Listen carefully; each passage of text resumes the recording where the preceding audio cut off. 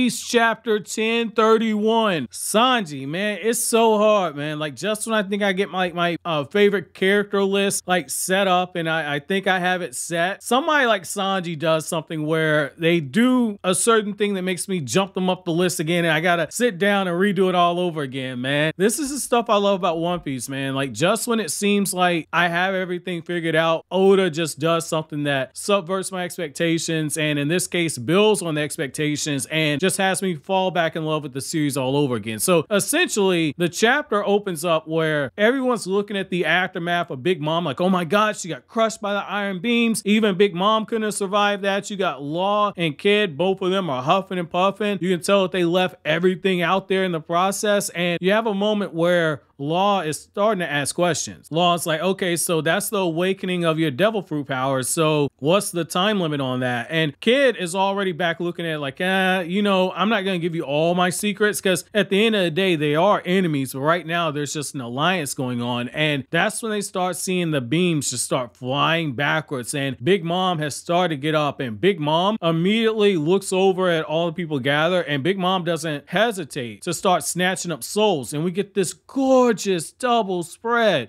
where you have Big Mom taking the souls, and she says that she's going to use up an entire year of her lifespan in order to even get even stronger. And Big Mom proceeds to get even bigger than she was before. And Big Mom, she's got two clouds on both sides of her now. Big Mom has all these soul weapons that have been created. Big Mom is ready to start raising chaos. And what I like about this is that she says she hasn't felt pain like this in decades, which that kind of goes back to, I believe, the whole thing with the Rocks Pirates. And what I like about this is that you're seeing like this new generation, they at least did enough to push Big Mom to using this level of force. And it's so beautiful to see that. And that big panel where you see Big Mom and you just see all the tone and the shading and everything on there, very cool to see how Big Mom's like, look, see if you can take my throne. I know Luffy's after it. See if you're worthy of being an Emperor of the Sea. And you get Law and Kid's reaction just after that. And Law's basically like, I can't believe that she's an even bigger monster than before. And Kid's like, okay, we can't hold back. You're gonna keep fighting. I'm gonna keep fighting until both of us drop dead, or this drops dead as well. I love that right there, because it's just an indication that they're about to surpass their limits, man. Like, this is the type of stuff I like about shonens, where just when it seems like you got everything figured out, they're able to do some type of okie doke in order to turn things around. And so even though this part of the fight is on screen here, I can't wait to check back in to see how things are progressed. However, the fight then shifts back over where you have Apoo and you have Drake, and they're starting to mix it up. Yamato's going through running, and Yamato's like, what are the Toby Roppo doing here? Yamato ends up attacking Drake, and Drake's like, look, I'm not on the side of Kaido anymore. You don't have to worry about me. And Yamato's like, whoa, I'm sorry, didn't mean to attack you, but I gotta get out of here. The flower capital is in danger. This whole place is in danger. I'm getting the fuck out of here. I got business to do. Do whatever the hell you're doing before.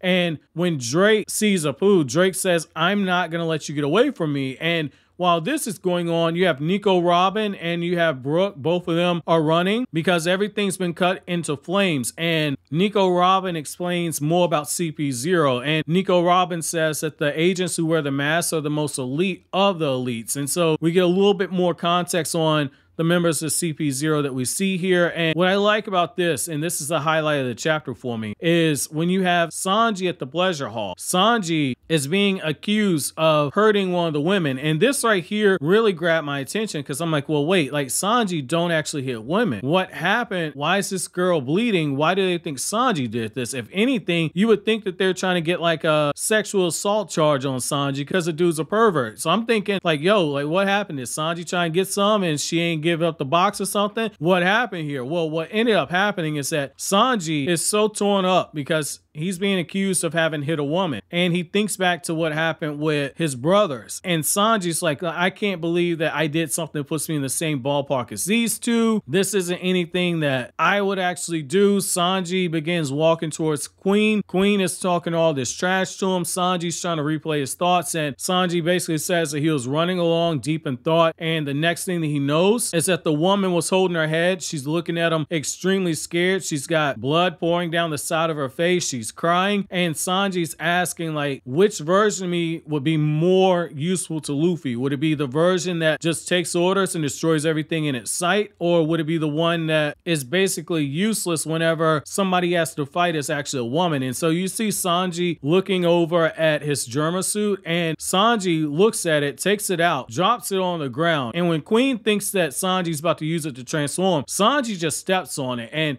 you see that he's made his mind up right here. And what I like about this is that it's Sanji getting to the realization that there's changes going on inside of him right now. He hasn't necessarily come to peace with the changes that are going on in his body. And Sanji takes one last cigarette and he pulls out the transponder snail, and he's talking to Zoro, who is outside of the dome fighting his king. And Zoro didn't even realize that there was a transponder snail on him. And you see the small things that kind of show that like Sanji at least cares about Zoro. Even though they got the back and forth and etc., there is enough care there because he put the transponder snail on him in order to remain in contact with them. They have that brother-sibling rivalry thing where Sanji's like, well, I gave it to you just in case you're in a ditch somewhere dying, you know, in case you want to kind of talk in your last minutes. You see the two of them trading insults. However, Sanji says like, hey, like when all this is all said and done, if I'm not in my right state of mind, I want you to kill me. And you can tell this throws Zoro off because that is a huge request. But Zoro, he doesn't know all the details, but he at least agrees to go along with what it is that Sanji wants. And while this is going on, after he gets confirmation from Zoro,